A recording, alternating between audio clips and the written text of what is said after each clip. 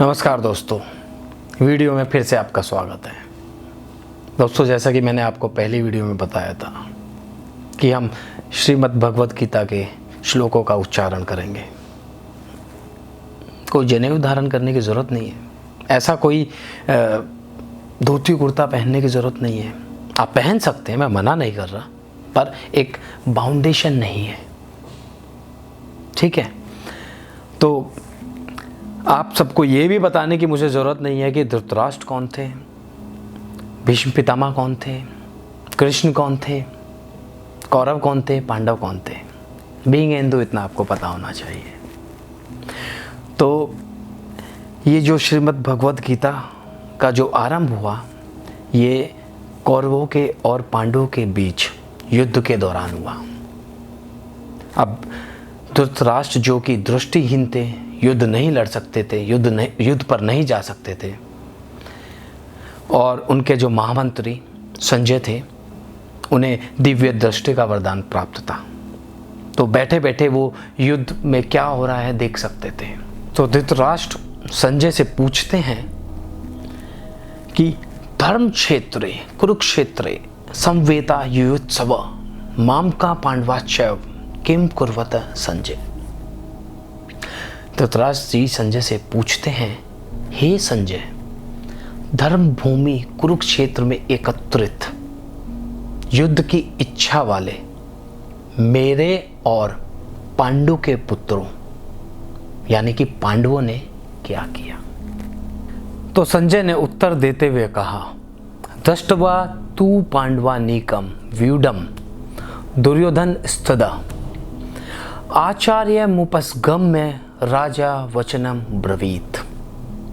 तो संजय बोलते हैं कि उस समय दुर्योधन ने पांडवों की सेना को देखकर और द्रोणाचार्य जी के पास जाकर यह कहा, पश्यताम पांडु पुत्रा नामाचार्य महति चमुम व्यूढ़ाम द्रुपद पुत्रेन तव शिष्येन धीमता।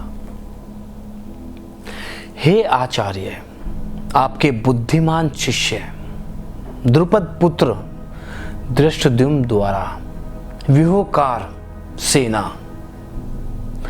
पांडवों की इस भारी सेना को देखिए।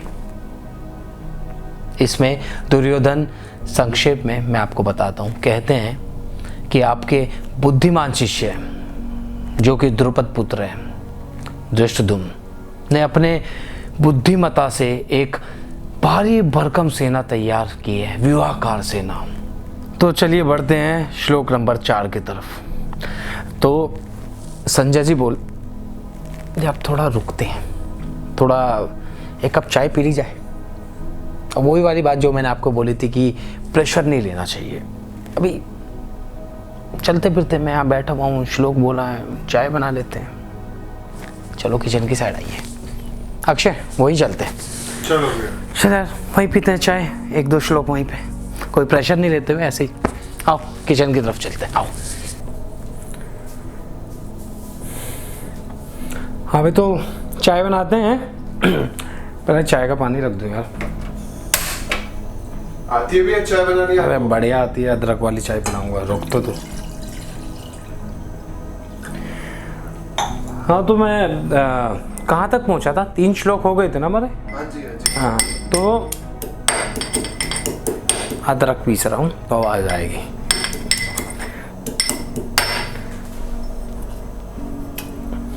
तो जो हमारा चौथा श्लोक है ना, वो खाली अकेला नहीं बोलूँगा मैं, क्योंकि चौथा, 5वां और 6ठा श्लोक है, वो तीनों एक दूसरे से कनेक्टेड है, तो अर्थ निकल के नहीं आएगा, समझा?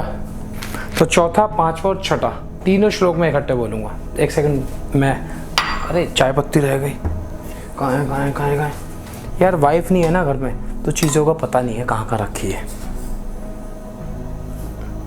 वो भी खुश होगी, कोई ढंग का ही काम कर रहे हैं। यार चीनी भी डाल देता हूँ, पता चले मैं भूल गया। कितनी? कम ज़्यादा?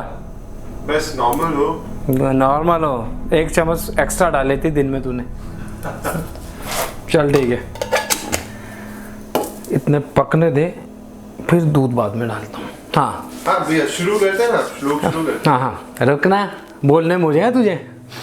तो चौथा, पांचवा और छठा जो श्लोक है वो तीनों एक दूसरे से कनेक्टेड है, तो इसलिए मैं अकेला चौथा श्लोक नहीं बोलूँगा, चौथा, पांचवा, छठा तीनों इकट्ठे बोलूँगा।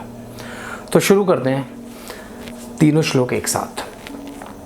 अत्र सूरा महेशवासा भीमार्जुना समा युधि युयोधानो विराटश्च द्रुपदशव महारथा।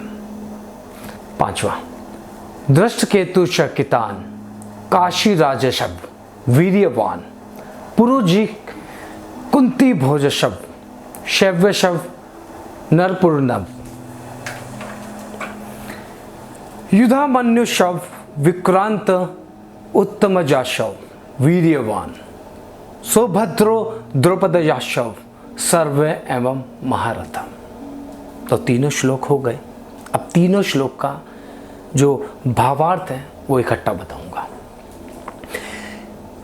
भावार्थ ये है, इस सेना में बड़े बड़े धनुष वाले मतलब अर्जुन, और भी हैं धनुष वाले तथा युद्ध में भीम और अर्जुन के समान शूरवीर सात्यकी और विराट तथा महारथी राजा द्रुपद, दृष्टकेतु और चेकितान तथा बलवान काशीराज, पुरुजित, कुंती भोज और मनुष्य में श्रेष्ठ शैव्य पराक्रमी युधामन्यु तथा बलवान उत्तमौजा सुभद्रा पुत्र अभिमन्यु एवं द्रौपदी के 5 पुत्र, ये सभी महारथी हैं।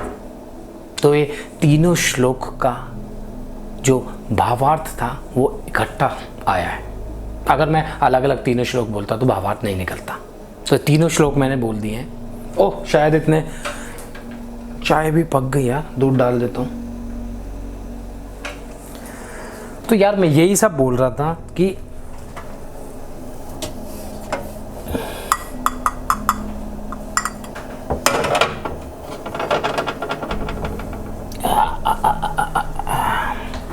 मैं यही सब बता रहा था तुझे कि ज़रूरी नहीं है कि एक प्रॉपर जगह बैठ के श्लोक पढ़ो। चाय बनते बनते भी तो श्लोक पढ़े जा रहे हैं ना। मन पवित्र होना चाहिए, साफ होना चाहिए। समझा मेरी बात? बिल्कुल। हाँ, तू तो समझेगा ही ना। तू तो कैमरे के पीछे, कैमरे के सामने मैं हूँ। अभी कहाँ तक पहुँच गए? 6 श्लोक हो गए ना। 6 श्लोक कंप्लीट हो गए। अच्छा। अभी 7वें श्लोक पे। 7वां श्लोक यार, चाय बनने दे, उसके बाद बताऊँ सोफे पे बैठ के।